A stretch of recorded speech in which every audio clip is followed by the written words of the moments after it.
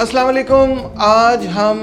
अरब Israeli conflict के आखिरी episode पे पहुंच गए हैं। आपको बहुत बहुत मुबारक हो अगर आपने तमाम एपिसोड्स देखे हैं और उसके बाद आप ये आखिरी इख्तितामी एपिसोड देख रहे हैं तो वाकई आप तालियों और मुबारकबाद के मुस्तहिक हैं, क्योंकि आप इस तरह समझें कि आपने पूरा एक कोर्स मुकम्मल कर लिया है। जब मैं ये एपिसोड बना रहा था, एपिसोड बनाने में काफ़ी ताख़ीर हुई, काफ़ी डिले हुआ, तो मैं सोच रहा था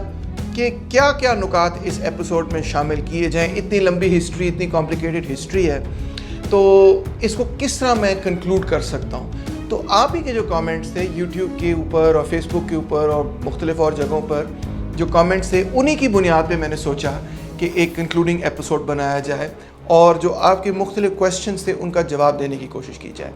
तो 7 मुख्तलिफ नुकात हैं जो कि आज के एपिसोड में मैं शामिल कर रहा हूँ। पहले नुक्ते से शुरू करते हैं। कुछ लोग ये कहते हैं कि जनाब ओल्ड टेस्टमेंट के मुताबिक खुदा ताला ने ये ज़मीन जो है वो यहूदियों को दी थी। इस वजह से आज अगर यहूदियों ने इजराइल को कायम कर लिया है तो वो अपने रिलीजन पर ही चल रहे हैं और ये उन्हीं का हक बनता है कि वो वहाँ पे रियासत कायम करें। मैं समझता हूँ कि ये नुक्ता नज़र या ये आर्ग्यूमेंट वैलिड इस वजह से नहीं है क्योंकि उस ज़मीन पर, उस सरज़मीन पर सिर्फ़ एक अक़ीदे के लोग तो नहीं रह रहे, मुख्तलिफ़ अकायद के लोग रह रहे हैं। वहाँ पर मुसलमान भी हैं, वहाँ पे क्रिश्चियंस भी हैं, वहाँ पे जूस भी हैं, और तीनों मज़ाहिब के लिए ये सरज़मीन इंतहाई मुक़द्दस है। आप ख़ुद ही अंदाज़ा कर लें कि यही इसी सरज़मीन पर जीसस क्राइस्ट ने अपनी तमाम जद्दोजहद की और उनकी क्रूसिफिक्शन भी हुई। तो इसी वजह से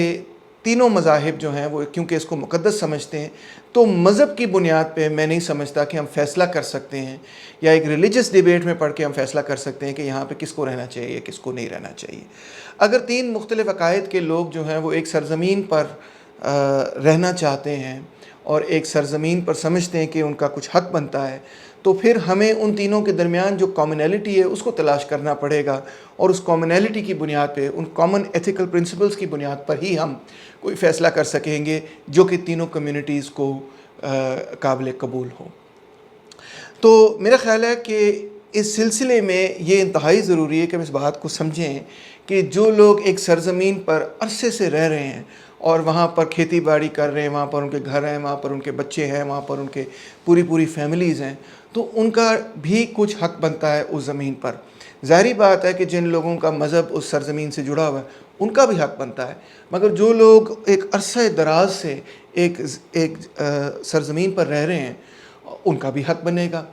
और मुसलमान तो मज़ीद ये भी कहते हैं कि क्योंकि ये एक मुक़द्दस जगह है, जेरूसलम एक मुक़द्दस जगह है। आपको पता भी होगा कि इस्लाम जब शुरू हुआ था तो उस वक़्त सबसे पहले मुसलमान जो हैं जेरूसलम की तरफ इबादत किया करते थे और ये बाद में उन्होंने क़िबला तब्दील किया और मक्का की तरफ अब इबादत शुरू की। और फिर मज़ीद ये कि हुज़ूर पाक सल्लल्लाहु अलैहि वसल्लम का जो मिराज है वो भी जेरूसलम से ही हुआ। तो इस वजह से और भी वजूहात हैं, इस वजह से मुसलमान भी इसको एक मुक़द्दस सरज़मीन समझते हैं। तो लिहाजा कोई ऐसा फ़ॉर्मूला ही निकालना पड़ेगा जिसमें जो कि तीनों को काबिल कबूल हो, और वो फ़ॉर्मूला कभी भी ये नहीं हो सकता कि जो कि मख़सूस किसी एक मज़हब से दरियाफ़्त किया हो, बल्कि वो फ़ॉर्मूला सिर्फ वही हो सकता है जो तीनों, चारों, सारी सब कम्युनिटीज़ को काबिल कबूल हो, किसी ऐसी एथिकल फाउंडेशन पे जो कि तमाम को काबिल कबूल हो। तो जहाँ एक तरफ तमाम मज़ाहिब का हक़ बनता है कि वो वहाँ पर आएँ और वहाँ पर रहें और अपने जो हिस्ट्री और जो तारीख़ और जो हेरिटेज है उससे जुड़ें, तमाम मज़ाहिब का ही हक़ बनता है, तो दूसरी तरफ वहाँ पर जो मुकीम लोग हैं, जो रह रहे हैं और 1-2 सालों से नहीं रह रहे, वो सदियों से रह रहे हैं, वहाँ पर जनरेशन से रह रहे हैं, उनका भी हक़ बनता है कि वो अपनी सरज़मीन पर रहें। किसी का हक़ ये नहीं बनता कि वो किसी को आकर अपने घर से धकेल दे और उसके घर पर नाजायज़ कब्ज़ा कर ले। अब जो इज़राइल की रियासत थी और उसके साथ जो जुड़ा की रियासत थी वो आज से 2600 साल पहले ख़त्म हो गई। किस वजह से ख़त्म हुई? इसमें मुसलमानों का कोई कसूर नहीं, इसमें क्रिश्चियंस का कोई कसूर नहीं। क्रिश्चियनिटी और इस्लाम तो उस वक़्त दुनिया के अंदर नाजिल ही नहीं हुए थे। इसमें अगर कसूर है तो असीरियंस का कसूर है, बेबीलोनियंस का कसूर है, क्योंकि उन्होंने उन स्टेट्स को टेक ओवर कर लिया और फिर यहूदियों को एग्ज़ाइल में भेज दिया। और यहूदी जब एग्ज़ाइल में गए तो उसके बाद उनके अपने जो पादरी वगैरह थे, उनके अपने जो प्रीस्ट थे, उनके अपने जो फादर्स वगैरह थे, ان کا یہ نقطہ نظر تھا کہ اب خدا تعالیٰ کیونکہ ہم سے ناراض ہیں، اسی وجہ سے سیکنڈ ٹیمپل ٹوٹا ہے، اسی وجہ سے ہمیں ایگزائل ہوئی ہے اور ہمیں ایگزائل کے اندر اب اپنی زندگی گزارنی ہے، اور لہٰذا ان 2500 ایئرز میں یہودیوں نے کبھی کوشش نہیں کی کہ وہ این میس ایگزائل کو ختم کر کے واپس جروسلم پہنچیں اور وہاں پر ایک نئی ریاست قائم کریں، بلکہ جو یہودیوں کے پریسٹ وغیرہ ہیں ان کا ہمیشہ یہ کہنا تھا کہ یہ عمل جو ہے خدا تعالیٰ اس وقت کریں گے جب خدا تعالیٰ پوری کائنات کو ختم کر دیں گے، یعنی کہ روز آخر کے وقت جو ہے یہ سب کام سمیٹا جائے گا اور پھر اچھے برے کو سزا دی جائے گی وغیرہ۔ تو لہٰذا اسرائیلیوں نے یا یہودیوں نے پچھلے 2500 سالوں میں کبھی یہ کوشش نہیں کی کہ اپنی کوئی ریاست بنائی جائے، اور اب جو انہوں نے اپنی ریاست قائم کی جس کے لیے کوششیں 19th century, and of 19th century اور 20th سینچری کے اندر شروع ہوئیں، یعنی پچھلے 100 سالوں کے اندر، تو اب ان کی مین آرگیومنٹ بھی ریلیجس نہیں تھی۔ جو ورلڈ زائنسٹ آرگنائزیشن قائم ہوئی وہ کوئی ریلیجس آرگنائزیشن نہیں تھی بلکہ ایک سیکولر آرگنائزیشن تھی۔ آپ اس کا چارٹر وغیرہ پڑھ سکتے ہیں اور ان کی رائٹنگز وغیرہ پڑھ سکتے ہیں۔ ان کی آرگیومنٹ یہ نہیں تھی کہ کیونکہ خدا تعالیٰ نے ہمیں یہ زمین دی اس لہٰذا ہم یہاں پر واپس جا رہے ہیں۔ ان کی آرگیومنٹ یہ تھی کہ یہودیوں کو کیونکہ کئی صدیوں سے پرسیکیوٹ کیا گیا ہے، مارا گیا ہے، گیٹوز میں رکھا گیا، ان کے ساتھ ظلم و زیادتی کی گئی ہے، تو کیونکہ یہودی جو ہیں یورپ کے اندر انتہائی انسیکیور ہیں، بہتر یہ ہے کہ وہ یورپ سے باہر اپنی کوئی ریاست بنا سکیں جہاں پہ وہ محفوظ ہوں، ان کو سیکیورٹی ملے۔ اور یہ آرگیومنٹ اس وقت زیادہ مضبوطی سے سامنے آئی جب ہٹلر نے یہودیوں کا قتل عام کرنا شروع کیا۔ وہی وقت تھا کہ جب ہٹلر نے قتل عام کیا تو بہت سارے یہودی زائنسٹ ہوئے، کیونکہ ان کا خیال تھا کہ ہٹلر اور فیشزم کی موجودگی میں اور اس قسم کے رجحانات کی موجودگی میں یورپ میں رہنے سے بہتر ہے کہ ہم یورپ چھوڑ جائیں اور کوئی اپنی ریاست قائم کریں جہاں پر ہم محفوظ رہیں گے۔ تو لہٰذا اسرائیل جو قائم ہوا، یعنی جدید اسرائیل جو قائم ہوا، وہ ایک مذہبی ریاست نہیں تھی۔ جس پارٹی نے اس کی قیادت کی، یعنی کہ جو لیبر پارٹی ہے، وہ ایک مذہبی پارٹی نہیں تھی بلکہ وہ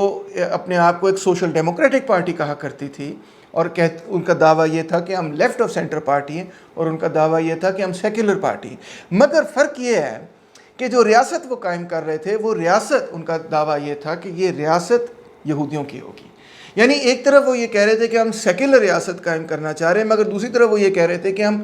یہودیوں کے لیے سیکولر ریاست قائم کرنا چاہ رہے ہیں۔ اب آپ اندازہ کر سکتے ہیں کہ یہ سیکولرزم کے بنیادی پرنسپلز کو کانٹرڈکٹ کرتی ہے بات، کیونکہ اگر ایک طرف آپ یہ کہہ رہے ہیں کہ آپ اپنی مذہب کی بنیاد پر ایک ریاست بنا رہے ہیں، مذہب کی آئیڈینٹی کی بنیاد پر آپ ایک ریاست بنا رہے ہیں، دوسری طرف آپ یہ کہہ رہے ہیں کہ ریاست جو ہے وہ سیکولر ہوگی، مذہب کا اور ریاست کا آپس میں کوئی تعلق نہیں ہوگا، کسی قسم کا امتیازی سلوک مذہب کی بنیاد پہ نہیں کیا جائے گا، تو یہ دونوں باتیں کسی نہ کسی لیول پہ ایک دوسرے کے متضاد ضرور ہوں گی اور رہیں گی۔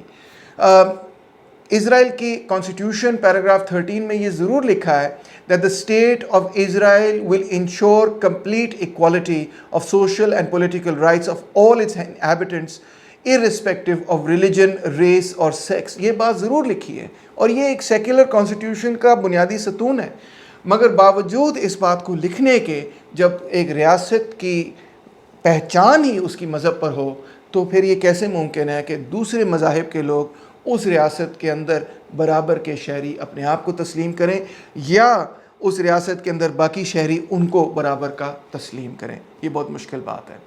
بہرحال اس کانٹرڈکشن کے باوجود اسرائیل اپنے آپ کو ایک سیکولر اور ڈیموکریٹک اسٹیٹ ہی تسلیم کرتا ہے، اور اس کا کچھ ثبوت اس طرح سے دیا جا سکتا ہے کہ جس طرح مسلمانوں کے اندر ہمارا مذہبی قانون ہے شریعہ، اسی طرح جوز کا جو مذہبی قانون ہے اس کو کہتے ہیں ہلخہ۔ تو PEW نے جب پبلک اوپینین سروے کیا جس میں انہوں نے یہودیوں سے، صرف یہودیوں سے یہ پوچھا کہ کیا آپ ایک جمہوری نظام چاہتے ہیں یا آپ ہلخہ چاہتے ہیں، تو 62% نے یہ کہا کہ ہم ایک ڈیموکریٹک سسٹم چاہتے ہیں، اور صرف 24% نے یہ کہا کہ نہیں ہم ایک مذہبی ریاست چاہتے ہیں۔ انفیکٹ اسرائیل کے اندر جو مختلف کمیونٹیز ہیں، مثال طور پہ ultra orthodox community, orthodox community, traditional Jews ہیں اور سیکولر جوز ہیں، ان کو اگر آپ دیکھیں کہ ان کی کیا پرسنٹیج ہے تو اسرائیلی گورنمنٹ کے اپنے اعداد و شمار کے مطابق جو سب سے بڑی پروپورشن ہے وہ سیکولر جوز کی پروپورشن ہے، جن کو ہیلونی جوز کہا جاتا ہے، وہ تقریباً 40% ہے اسرائیل کے۔ یعنی نہ صرف سیکولر جوز یہ چاہتے ہیں کہ ایک ڈیموکریٹک اسٹیٹ ہو، وہ تو چاہیں گے ہی، مگر بہت سارے ریلیجس جوز بھی یہ چاہتے ہیں کہ نہیں ٹھیک ہے ہم ریلیجس ہیں مگر ہم ایک سیکولر اسٹیٹ چاہتے ہیں۔ اب آپ کا سوال ادھر سے جڑا ہوگا کہ اگر ایک ریاست کی پہچان مذہب پر بنائی جائے اور پھر ساتھ یہ دعویٰ ہو کہ یہ ایک سیکولر اسٹیٹ ہوگا تو یہ دو متضاد چیزیں کیا حل کی جا سکتی ہیں؟ میرا خیال ہے یہ حل نہیں کی جا سکتی ہیں، اور اسرائیل کے سامنے جو سب سے بڑی کانٹرڈکشن ہے وہ ہے ہی یہ، اور وجہ ہی شاید یہ ہے کہ اسرائیل کیوں اپنی مائنورٹیز کے ساتھ یا لیٹ سے پیلسٹینینز کے ساتھ امن و انصاف کے ساتھ نہیں رہ سکتا یا ان کے ساتھ انصاف نہیں کر سکتا۔ اس کی بیسک وجہ یہ ہے کہ جب بھی آپ ریاست کو کسی ایک مذہبی آئیڈینٹی کے ساتھ جوڑیں گے تو اس ریاست کے اندر جو دوسری مذہبی آئیڈینٹی کے لوگ ہیں وہ ہمیشہ ریاست سے اپنے آپ کو ایلینیٹڈ اور آئسولیٹڈ فیل کریں گے، اور ہمیشہ اس ریاست کے اندر سیکنڈ کلاس سٹیزنز اپنے آپ کو محسوس کریں گے۔ ایک چھوٹی سی مثال اور دیتا ہوں کہ اگر انڈیا ہمارا نیکسٹ ڈور نیبر ہے، وہاں پر ریاست یہ ڈکلیئر کر دے کہ یہ صرف ہندوؤں کے لیے ریاست ہے، مسلمان یہاں رہ ضرور سکتے ہیں مگر ریاست جو ہے وہ ہندوؤں کی ہوگی، مسلمانوں کی ریاست یا مسلمانوں کی نمائندگی ریاست میں نہیں ہوگی، تو کیا آپ سمجھ سکتے ہیں کہ اس ریاست کے اندر مسلمان اپنے آپ کو محفوظ سمجھیں گے؟ یا کوئی مسلمان ریاست ہو اور وہ یہ کہے کہ یہ ریاست مسلمانوں کے لیے قائم کی گئی ہے، ٹھیک ہے دوسرے لوگ یہاں پہ رہ سکتے ہیں مگر ریاست بیسکلی مسلمانوں کے لیے قائم کی گئی ہے، تو کیا آپ محسوس کرتے ہیں کہ جو دوسری مذاہب سے لوگ تعلق رکھتے ہیں وہ اس ریاست کے اندر برابر کے شہری اپنے آپ کو تسلیم کریں گے؟ میرا خیال ہے ہمیشہ ان کے ذہن میں یہ بات رہے گی کہ یہ ریاست تو ان کی ریاست ہے، دوسری کمیونٹی کی ریاست ہے، ہماری ریاست نہیں ہے یہ، کیونکہ یہ ریاست کا اپنا دعویٰ یہ ہے، یہ تمام شہریوں کی ریاست نہیں ہے، یہ صرف مسلمان شہریوں کی ریاست ہے۔ تو یہی معاملہ میرا خیال ہے اسرائیل کے اندر بھی موجود ہے کہ ایک طرف ان کا دعویٰ ہے کہ ہم ڈیموکریٹک ہیں، ہم سیکولر ہیں، مگر دوسری طرف وہ ایک ایتھنک اور ریلیجس آئیڈینٹی کے ساتھ جڑے ہوئے ہیں، اور ان کی ریاست کی پہچان ایک ایتھنک اور ریلیجس آئیڈینٹی کے ساتھ جڑی ہوئی ہے، اور ان دو چیزوں کے اندر تضاد جو ہے وہ کافی شدت سے نظر آ رہا ہے۔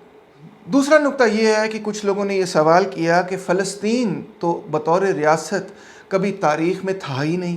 اگر فلسطین کبھی بطور ریاست تاریخ میں نہیں تھا تو پھر آج کوئی جواز بنتا ہے فلسطین کو قائم کرنے کا؟ تو یہ بات کچھ حد تک درست ہے، ویسے تو اس کو چیلنج کیا جا سکتا ہے کیونکہ فلسطینز جو ہیں وہ اسی علاقے کے شہری تھے، اور فلسطینز کا، اور آپ جانتے ہوں گے اگر اپنی تاریخ جانتے ہیں، جوز کا آپس میں تضاد ہوا، مقابلہ ہوا، لڑائی وغیرہ ہوئی، تو اس علاقے کا نام فلسطین پڑا ہی اس وجہ سے کیونکہ یہاں پہ فلسطینز رہتے تھے جن کو بائبل مقدس میں بھی فلسطینز بولا جاتا ہے۔ مگر بہرحال یہ بات درست ہے کہ پیلسٹائن ایز اے اسٹیٹ جو ہے ہزاروں سالوں سے ایگزسٹ نہیں کرتا رہا، مگر اس کا یہ مطلب نہیں ہے کہ Palestine as a region exist نہیں کرتا رہا، بالکل ایگزسٹ کرتا رہا ہے۔ انفیکٹ آپ دیکھیں کہ گریک جو ہسٹورین تھے ہیروڈوٹس، انہوں نے جو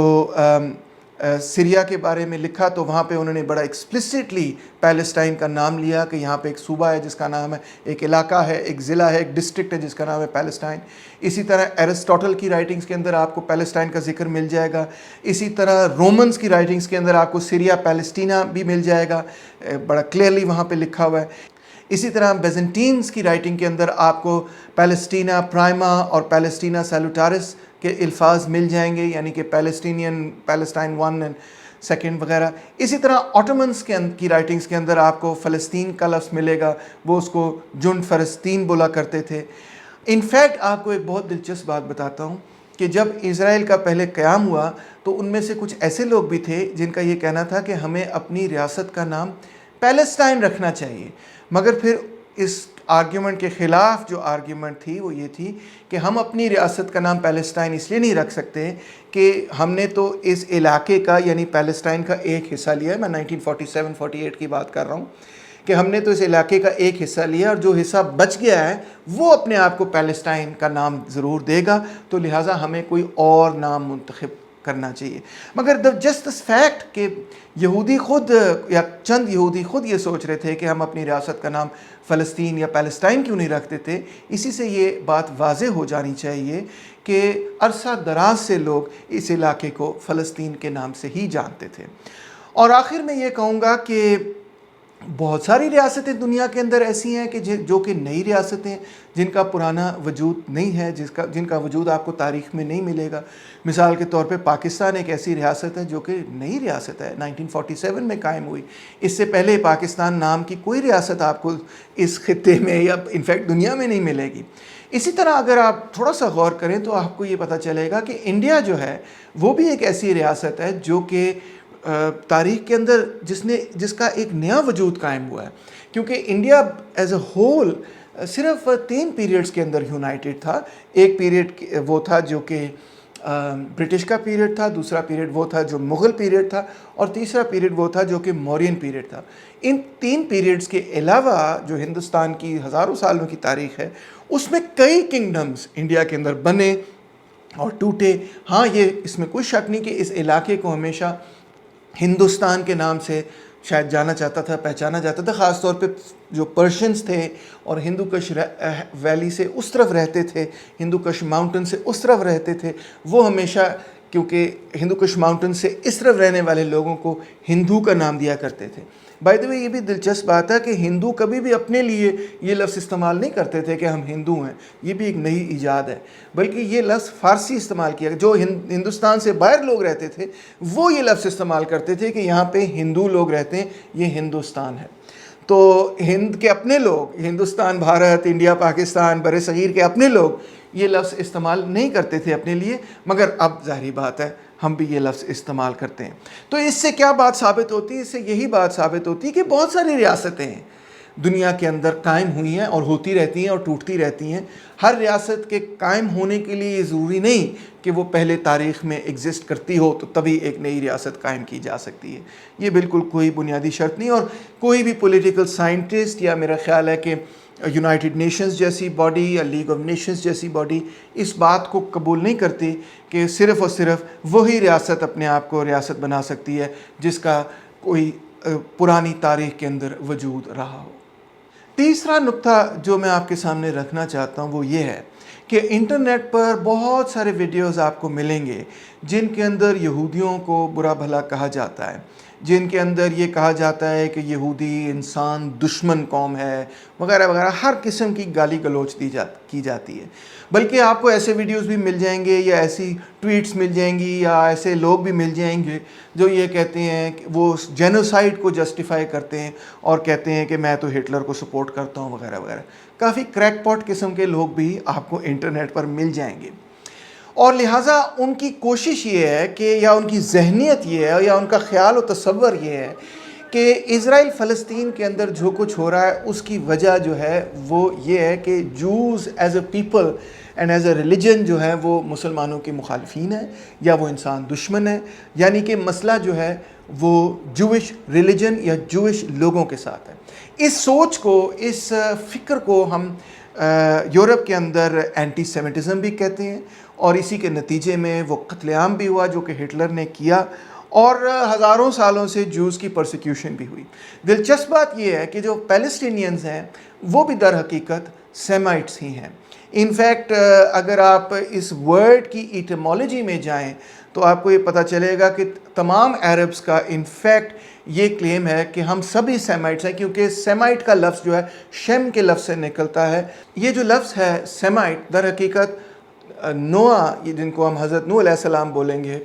ان کے بیٹے کا نام تھا، ان کا نام تھا شیم، اور اسی لفظ شیم سے لفظ نکلتا ہے سیمائٹ، اور لہٰذا یہ تمام عربز اور یہودیوں دونوں پر لاگو ہوتا ہے۔ تو یہ بھی میں بات کلیئر کر دوں کہ اینٹائی سیمائٹ کا ٹیکنیکلی مطلب یہ ہے کہ وہ تمام لوگ جو کہ سیمائٹس ہیں، جو کہ ایک ایتھنیسٹی ہے، ان کے ساتھ تعلق رکھتا ہوں۔ بہرحال ان چھوٹے چھوٹے نکات کو چھوڑتے ہوئے مین پوائنٹ پر آتے ہیں، اور وہ یہ ہے کہ جوڈائزم اور زائنزم میں زمین آسمان کا فرق ہے۔ یہ دو مختلف چیزیں ہیں۔ جوڈائزم ایک ریلیجن ہے جو کہ ہزاروں سال پرانا ہے، جو کہ جس کا کہ اسلام اور کرسچینٹی کے ساتھ بہت قریبی تعلق ہے۔ یہ ایک ہی آپ کہہ سکتے ہیں تھیولوجیکل ٹریڈیشن کا حصہ ہیں، جس کو ہم جوڈیو کرسچن اسلامک ٹریڈیشن بولتے ہیں۔ تو جوڈائزم ایک علیحدہ چیز ہے، اور وہ سیاسی تحریک جس نے کہ اسرائیل کو قائم کیا وہ ایک علیحدہ چیز ہے۔ وہ سیاسی تحریک جس نے اسرائیل کو قائم کیا اس کا انگریزی میں نام ہے زائونزم، اور اس کو ہم اردو میں بولیں گے صہیونیت پرستی۔ ان دو چیزوں کو علیحدہ علیحدہ دیکھنا انتہائی ضروری ہے۔ یہ اسی طرح سے ضروری ہے جس طرح سے ہم اکثر یہ کہتے ہیں کہ اگر القاعدہ نے کوئی عمل کیا ہے تو اس کا قصوروار تمام مسلمانوں کو ٹھہرانا انتہائی غلط ہے۔ ہم کہتے ہیں نا، یا اگر کسی نے یورپ میں جا کے کوئی بری حرکت کی ہے یا کوئی ٹیررزم کیا ہے یا کوئی جرم کیا ہے، کسی کو چاقو مارا ہے یا قتل کیا ہے، تو اس قتل کا، اس جرم کا قصوروار تمام مسلمانوں کو ٹھہرانا انتہائی غلط ہے۔ اسٹیریوٹائپنگ ہے، ریسزم، ہم یہ کہتے ہیں نا۔ مگر پھر ہم خود یہ عمل کرتے ہیں جب ہم یہ کہتے ہیں کہ جو بھی اسرائیل کی حکومت نے فلسطینیوں کے ساتھ ظلم و زیادتی کی، اس کے قصوروار تمام یہودی ہیں۔ وہ یہودی بھی جو کہ اسرائیل کی مخالفت کرتے ہیں، اس پالیسی کی مخالفت کرتے ہیں، وہ بھی اس کے قصوروار ہیں۔ میں سمجھتا ہوں کہ جیسے ہم مسلمان یہ اکثر کہتے ہوئے سنائی دیتے ہیں کہ تمام مسلمان ایک طرح نہیں ہوتے یا دوسری طرح نہیں ہوتے، یا برے مسلمانوں کے اعمال کو تمام مسلمانوں پہ جنرلائز کرنا ایک انتہائی غلط عمل ہے، اسی طرح وہ لوگ جو کہ اسرائیل کے اندر رہتے ہوئے یا اسرائیل کی ریاست کے اہلکار جب کوئی فلسطینیوں کے ساتھ ظلم و زیادتی کرتے ہیں تو اس سے ہم جب جنرلائزیشن نکال دیتے ہیں کہ سارے یہودی ایسے ہوتے ہیں، تو یہ بھی اسی قسم کا عمل ہے اور انتہائی غلط ہے۔ سب سے دلچسپ بات یہ ہے کہ زائنزم کی مخالفت یہودیوں نے خود کی۔ میں آپ کو یہ بتا چکا ہوں کہ جب ورلڈ زائنسٹ آرگنائزیشن قائم ہوئی تھی تو اس وقت اکثر جو سب سے ریلیجس جوز تھے وہ مکمل طور پہ WZO کے خلاف تھے۔ وہ یہ کہتے تھے کہ یہ سیکولر جوز ہیں، ان کے ساتھ ہمارا کوئی تعلق نہیں، ان کا مذہب کے ساتھ کوئی تعلق نہیں، اور یہ جو مذہب کی انٹرپریٹیشن کر رہے ہیں وہ بالکل غلط ہے، اور ہم کوئی اسرائیل واپس نہیں جانا چاہتے۔ انفیکٹ آپ یہ دیکھیں گے کہ دنیا کے اندر جو آرتھوڈاکس اور الٹرا آرتھوڈاکس جوز ہیں وہ اکثر آپ کو نیو یارک کے اندر یا یونائٹڈ کنگڈم کے اندر اسرائیل کے خلاف نہ صرف پروٹیسٹ کرتے ہوئے نظر آئیں گے، وہ فلسطینی جھنڈے پکڑے ہوئے آپ کو نظر آئیں گے۔ وہ نظر آئیں گے کہ کئی جگہوں پہ وہ اسرائیل کا جھنڈا لے کے جھنڈا جلا دیا کرتے ہیں، حالانکہ وہ خود یہودی ہیں، مگر وہ اسرائیل کا جھنڈا جس پہ اسٹار آف ڈیوڈ بنا ہے اس کو بھی جلا دیتے ہیں، اور فلسطینی جھنڈے پکڑنا اور پہننا پسند کرتے ہیں، اور فلسطینی اسٹرائپس پہنتے ہیں۔ وجہ کیا ہے؟ وجہ یہ نہیں ہے کہ وہ مذہبی نہیں ہے، وجہ یہ نہیں ہے کہ وہ یہودیت سے دور ہو گئے، وہ سیکولر ہو گئے، بلکہ بالکل الٹ وجہ ہے، کیونکہ وہ آرتھوڈاکس ترین جوز ہیں۔ وہ اتنے آرتھوڈاکس ہیں کہ وہ اپنے بال نہیں کاٹتے، اپنی داڑھی نہیں کاٹتے، بالکل اسی سٹائل میں رہنا چاہتے ہیں، یعنی کہ وہ جوڈیزم کے وہ سخت ترین مولوی ہیں، جس طرح ہمارے سخت ترین مولوی ہوتے ہیں نا، وہ جوڈیزم کے سخت ترین علماء اور مولوی ہیں، اور وہ اپنے مذہب کی بالکل وہی انٹرپریٹیشن رکھنا چاہتے ہیں جو صدیوں سے انٹرپریٹیشن آ رہی ہے، اور اسی بنیاد پر وہ دلچسپ بات یہ ہے کہ اسرائیل کی مخالفت کرتے ہیں کہ یہ ہمارے ریلیجن کے خلاف ہے۔ جو اسرائیل نے ریاست قائم کی ہے، جو زائنسٹ نے ریاست قائم کی ہے، وہ ہمارے ریلیجن کے خلاف ہے۔ اندازہ کریں آپ۔ ابھی تو میں نے بات کی کہ نیو یارک اور انگلینڈ اور UK اور یورپ کے اندر جو یہودی ہیں، ان کا جو اینٹی زائنسٹ یہودی ہیں، ان کا کیا موقف ہے۔ آپ کو ایک اور دلچسپ بات بتاتا ہوں کہ اسرائیل کے اندر بہت سارے ایسے الٹرا آرتھوڈاکس قسم کے یہودی ہیں جو اسرائیل کی بہت ساری پالیسیوں سے اختلاف نہ صرف رکھتے ہیں بلکہ وہ ملٹری میں سرو کرنے سے انکار کر دیتے ہیں۔ اس میں ہاریڈی جوز شامل ہیں جو کہ اسرائیل کے اندر 8 لاکھ ہیں، یعنی کہ اسرائیل کی آبادی کی 13% یہودی ایسے ہیں جو کہ یہ کہتے ہیں کہ ہم اسرائیل کی ملٹری میں سرو نہیں کریں گے۔ وہ سیکولرزم کی مخالفت کرتے ہیں، اس کے حق میں نہیں ہیں۔ وہ شاز پارٹی کے اندر شامل ہیں اور اسٹرکٹ قسم کی جینڈر سیگریگیشن وغیرہ وہ فالو کرتے ہیں، جس طرح ہم مسلمان بھی فالو کرتے ہیں، وہ بھی بہت سخت قسم کی جینڈر سیگریگیشن فالو کرتے ہیں۔ اور ان کی تاریخ یہ رہی ہے کہ وہ بھی اینٹی زائنسٹ تھے۔ وہ یہ کہتے تھے کہ زائون کو اسٹیبلش کرنا یا زائون واپس جانا یہ تو تاریخ کے آخر میں خدا تعالیٰ نے کرنا ہے، یہ انسانوں نے نہیں کرنا۔ اگرچہ اب ہاریڈی جوز کی جو سب سے بڑی پارٹی یعنی کہ شاز پارٹی، اس نے ورلڈ زائنسٹ آرگنائزیشن کو جوائن کر لیا ہے، مگر اکثریت ان میں سے بھی ایسے لوگوں کی ہے جو کہ یہودی ہیں مگر اسرائیلی ملٹری میں سرو نہیں کرتے، اور ان کو لیگلی اجازت ہے کہ وہ ملٹری سے علیحدہ ہیں ریلیجس گراؤنڈز پر. یعنی اسرائیلی اسٹیٹ ان کو ہر یہودی کو کہتا ہے کہ ملٹری میں سرو کرنا ہے, مگر ہاریڈی جوز کو یہ کہتا ہے کہ ٹھیک ہے آپ کو اجازت ہے کہ آپ اسرائیلی ملٹری میں سرو نہ کریں کیونکہ آپ کا مذہب جو ہے ہم سے علیحدہ ہے, تھوڑا سا فرق ہے آپ کے اور ہمارے مذہبی انٹرپریٹیشن میں, اور آپ کی مذہبی انٹرپریٹیشن آپ کو اجازت نہیں دیتی کہ آپ ملٹری کے اندر سرو کریں, اس لیے ہم آپ کو اجازت دے رہے ہیں کہ آپ ملٹری میں سرو نہ کریں. کیسی دلچسپ بات آپ کو بتائیے. یورپ کے اندر تو بہت سارے ایسے جوز تھے جو کہ جوڈازم ہی چھوڑ گئے تھے, اور وہ مکمل طور پہ نہ صرف سیکولر ہو چکے تھے بلکہ ان میں بہت بڑی ایسی تعداد بھی تھی جو کہ بائیں بازو کی سوچ کے ساتھ جڑ چکی تھی.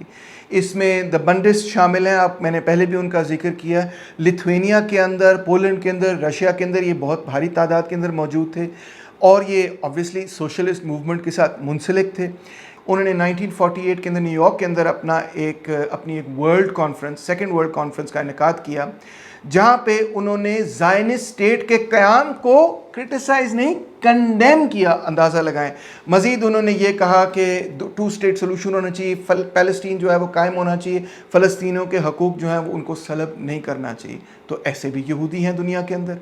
پھر آٹونومسٹ ایک بہت بڑی تحریک تھی جو ایسٹرن یورپ کے اندر موجود تھی, اور سائمن ڈوبنوف اس کے لیڈر تھے. اس کو ڈوبنووزم یا فوکزم بھی کہا جاتا ہے, اور یہ بھی یہ کہتے تھے کہ ہمیں اپنے ملکوں کے اندر رہ کر اپنے ملکوں کو سوشلسٹ بنانا چاہیے یا کمیونسٹ بنانا چاہیے. ہم نہیں چاہتے کہ ہم اپنے ملکوں کو چھوڑ کر دوسرے ملکوں کے اندر چلے جائیں, بلکہ ان کا یہ کہنا تھا کہ ہم بنیادی طور پہ جرمنز ہیں یا پولش ہیں یا رشینز ہیں, ہماری یہ نیشنلٹی, ہمارا ریلیجن کچھ اور ہے مگر ہماری نیشنلٹی وہی ہے جہاں پہ ہم رہ رہے ہیں.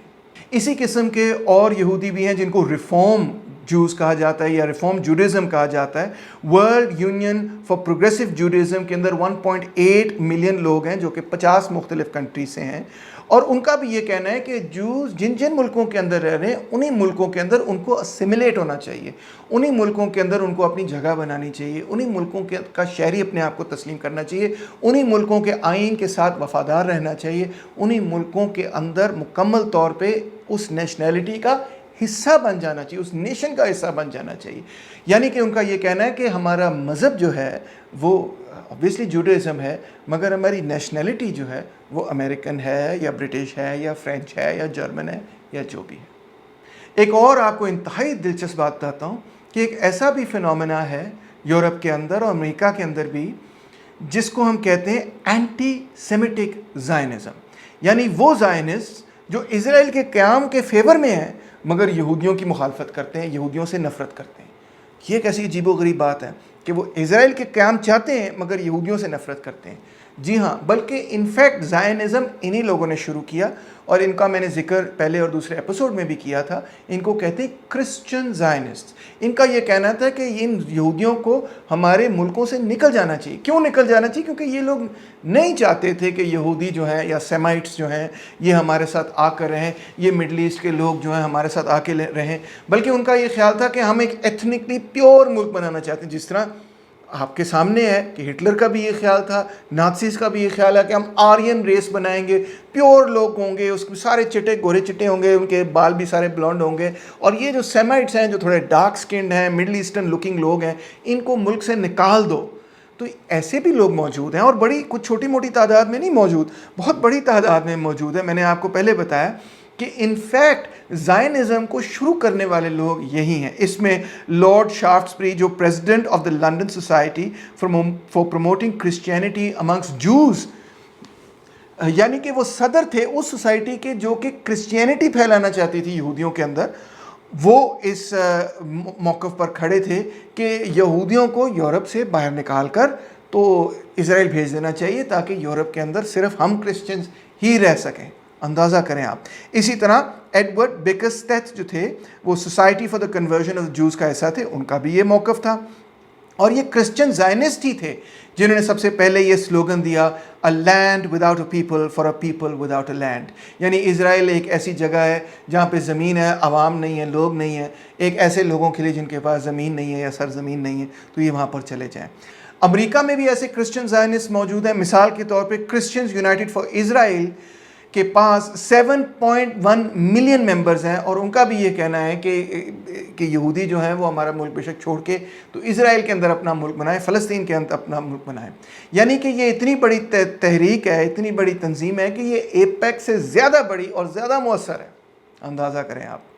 اس کے ساتھ ساتھ ایک وہ ٹرینڈ بھی ہے جو اینٹی سیمیٹک اینٹی زائنزم ہے. یعنی کہ وہ زائنزم، صہیونیت پرستی، یعنی کہ اسرائیل کی مخالفت اس لیے کر رہے ہیں کیونکہ وہ یہودیوں کے ہی خلاف ہیں. وہ سمجھتے ہیں کہ یہودی جو ہیں وہ کو بڑے انسان دشمن قسم کے لوگ ہیں. تو اور یہ ایسے لوگ ہیں جو کہ اکثر فلسطینی کاز کے ساتھ جڑے رہتے ہیں، اپیرنٹلی ساتھ جڑے رہتے ہیں، مگر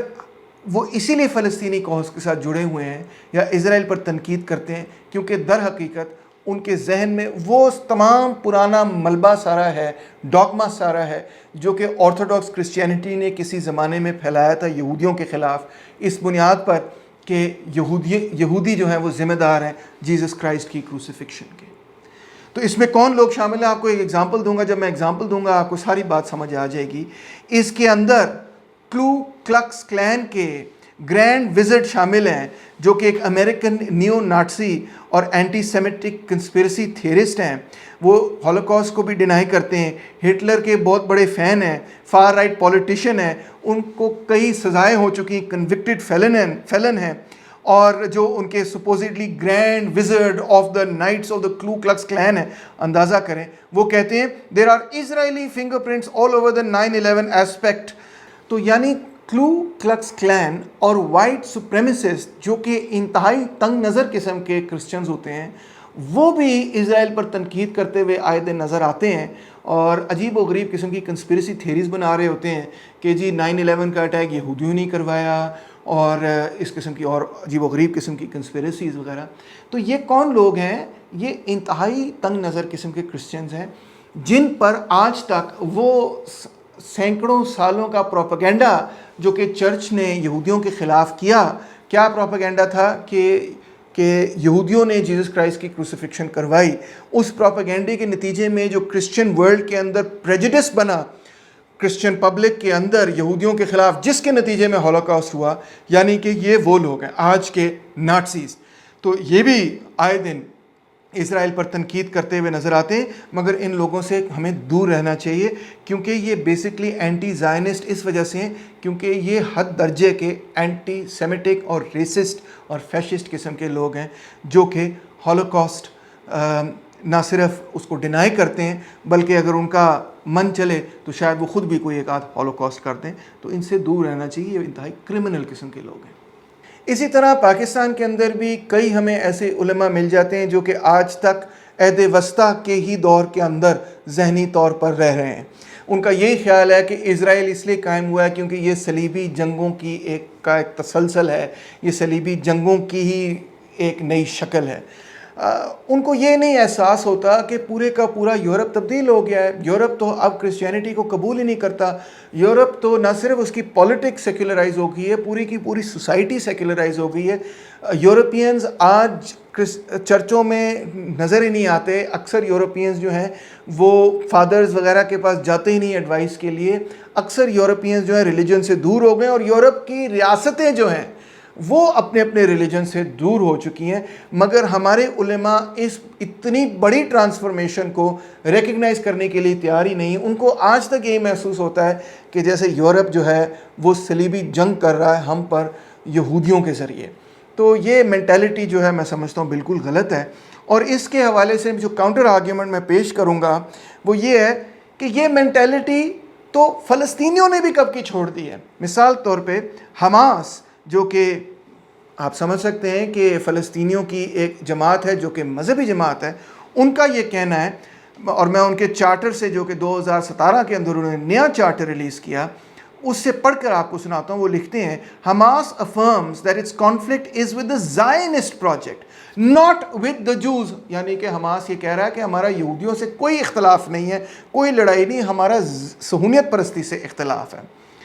پھر پڑھتا ہوں. Hamas affirms that its conflict is with the Zionist project not with the Jews because of their religion. ہمارا یہودی مذہب سے اور اس مذہبی بنیاد پہ کوئی مسئلہ جھگڑا نہیں ہے، حماس کا یہ کہنا ہے۔ Hamas does not wage a struggle against the Jews because they are Jewish, ہم ان کے خلاف اس لیے جدوجہد نہیں کر رہے کیونکہ وہ یہودی ہیں، but wages a struggle against the Zionists who occupy Palestine, ہمارا صہیونیت پرستوں کے خلاف ہماری جدوجہد ہے کیونکہ وہ فلسطین پر قبضہ کیے بیٹھے ہیں۔ اسی طرح اگلے آرٹیکل کے اندر حماس کہتا ہے Hamas rejects the persecution of any human being or the undermining of his or her rights or nationalist religious or sectarian grounds. بڑی کلیئر بات ہے کہ ریلیجن کی بنیاد پہ کسی فرد کے ساتھ امتیازی سلوک کرنا یہ حماس کے چارٹر کا ان کے بقول حصہ نہیں ہے۔ مگر پاکستان کے اندر آج بھی آپ کو انٹرنیٹ پر ہزاروں ایسی تقاریر مل جائیں گی، ہزاروں ایسے بیان مل جائیں گے جو کہ بیسیکلی وہی کر رہے ہیں جس کے خلاف حماس نے یہاں پر لکھا ہوا ہے۔ میرا نہیں خیال کہ ایسے لوگ جو کہ اینٹی سیمیٹزم کو فروغ دیتے ہیں وہ فلسطینیوں کی کسی بھی حوالے سے خدمت کر رہے ہیں، بلکہ بالکل اس کے برعکس وہ یہ کر رہے ہیں کہ جب وہ اینٹی سیمیٹک قسم کا ریٹرک سامنے لے کر آتے ہیں تو دنیا کے اندر فلسطینی کاز جب اینٹی سیمیٹزم کے ساتھ جڑے گی تو دنیا اس کاز کو سپورٹ نہیں کرے گی۔ اس کی صاف سی وجہ یہ ہے کہ اینٹی سیمیٹزم کے نتیجے میں اتنی بڑی قتل و غارت 20ویں صدی کے اندر ہو چکی ہے کہ کوئی بھی اب ایسی سوچ، ایسی فیشسٹ سوچ کے ساتھ منسلک نہیں ہونا چاہتا کہ جس کے نتیجے میں اتنی بڑی انسانی جینوسائیڈ اور قتل عام ہوا ہو۔ تو پھر میں یہ کہوں گا کہ جو بھی پیلسٹینین کوز کو فیشزم کے ساتھ جوڑنے کی کوشش کرتا ہے، اینٹی سیمیٹزم کے ساتھ جوڑنے کی کوشش کرتا ہے اور تمام یہودیوں کے خلاف گالی گلوچ کرے اور یہ کہے کہ تمام یہودی جو ہیں وہ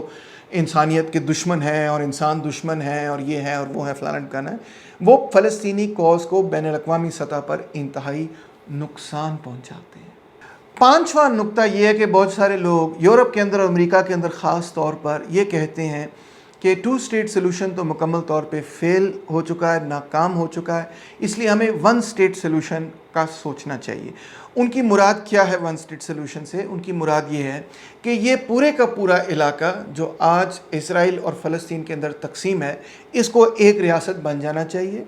جس کے اندر فلسطینی بھی ہوں، جس کے اندر یہودی بھی ہوں اور کرسچنز بھی ہوں، اور یہ ایک سیکولر اور ڈیموکریٹک ریاست بنے، اور عربس کو یہ حق حاصل ہو کہ جہاں جہاں ان کے گھر تھے وہ اپنے گھروں پر واپس آ جائیں، یعنی کہ رائٹ آف ریٹرن ہونا چاہیے۔ جارڈن کے اندر، لیبنان وغیرہ کے اندر جہاں پر بھی وہ رہ رہے ہیں وہ واپس آ جائیں، اور یہ کہ اسرائیل کی ریاست جس طرح سے اس وقت قائم ہے اسی کے اندر تبدیلی ہو، وہی اپنے قوانین کو تبدیل کرے، اپنی پالیسیز کو تبدیل کرے، اور بجائے اس کے کہ اسرائیل جو ہے وہ ایک ایتھنو نیشنل سٹیٹ رہے، ایک ایسی ریاست رہے جو کہ صرف یہودیوں کے لیے قائم ہو۔ 1 اسٹیٹ سلوشن سے مراد یہی ہے کہ یہ ایک ایسی ریاست بنے جو کہ تمام اپنے شہریوں کے لیے قائم ہو۔ اب بات تو یہ بڑی اچھی لگتی ہے، اور اوریجنلی جب یہ معاملہ سارا ابھرا اور بگڑا تو تمام جو بائیں بازو کے لوگ تھے ان کا بھی یہی موقف تھا کہ اکٹھے رہنا چاہیے، مل جل کر رہنا چاہیے، امن و امان سے رہنا چاہیے، ایک ہی ریاست بے شک قائم ہو، ڈویژن کی ضرورت نہیں وغیرہ وغیرہ۔ مگر حالات 1940s میں ہی اس قدر ناسازگار ہو چکے تھے کہ یونائٹڈ نیشنز نے پھر یہ فیصلہ کیا کہ 2 مختلف ریاستیں بنا لی جائیں، ایک اسرائیل اور ایک پیلسٹائن۔ فلسطین تو نہیں بنی، ریاست قائم نہیں ہو سکی، اسرائیل بہرحال ایز اے اسٹیٹ قائم ہو گیا، اور پیلسٹینین علاقوں کو 1967 کے بعد ملٹری آکیوپیشن میں لے لیا گیا۔ تو اس کے بعد جو کچھ ہوا تاریخ میں نے آپ کے سامنے ذکر کیا، اس میں اور اس کے نتیجے میں فلسطینیوں کے درمیان اور اسرائیلیوں کے درمیان جو اختلاف ہے اور جو ڈسٹرسٹ ہے، اور افسوس سے کہنا پڑتا ہے جو نفرتیں ہیں، وہ اب اس قدر بڑھ چکی ہیں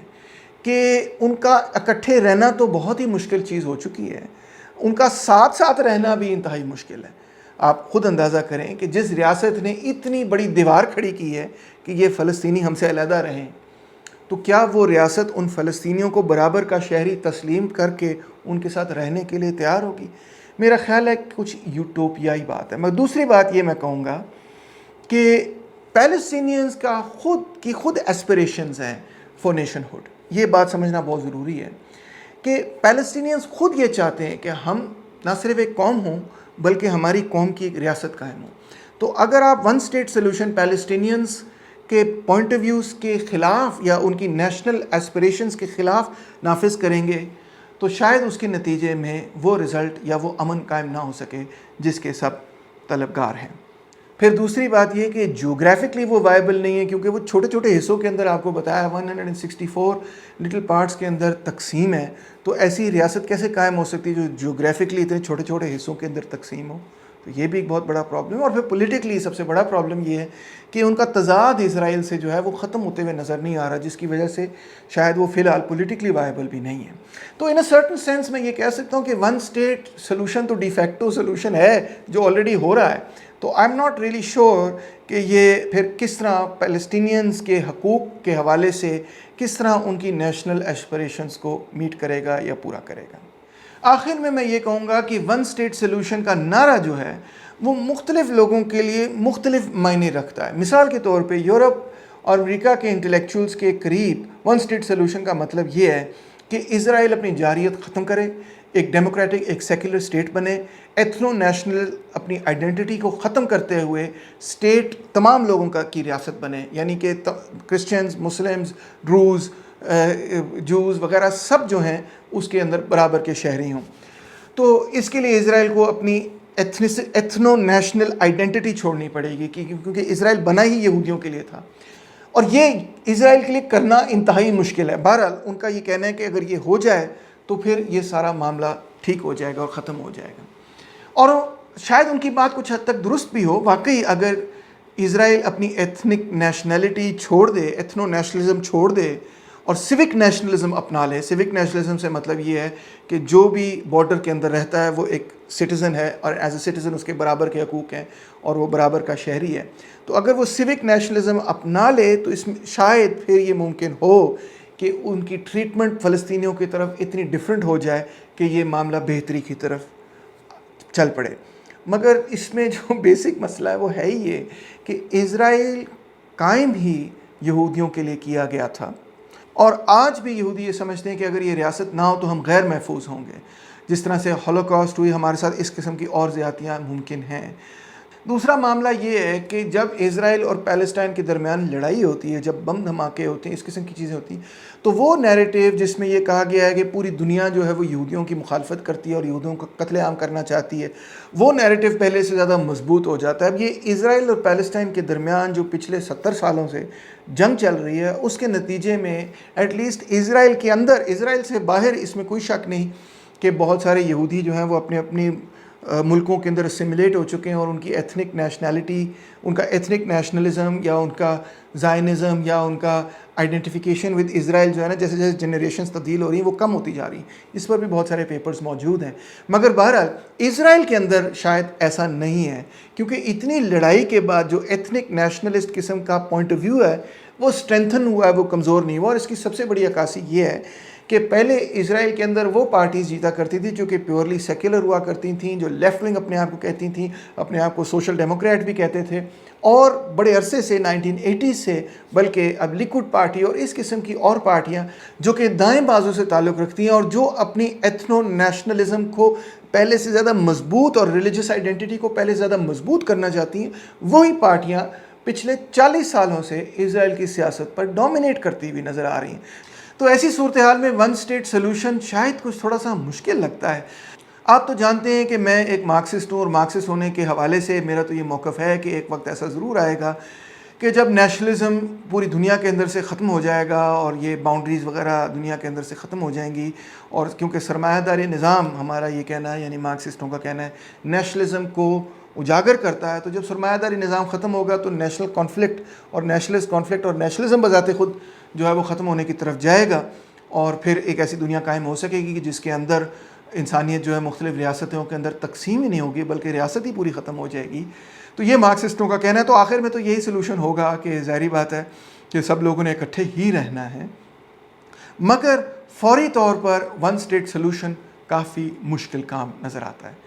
آخر میں یہ کہنا چاہوں گا کہ فلسطین اور اسرائیل کے درمیان جو کانفلکٹ ہے، جو تضاد ہے،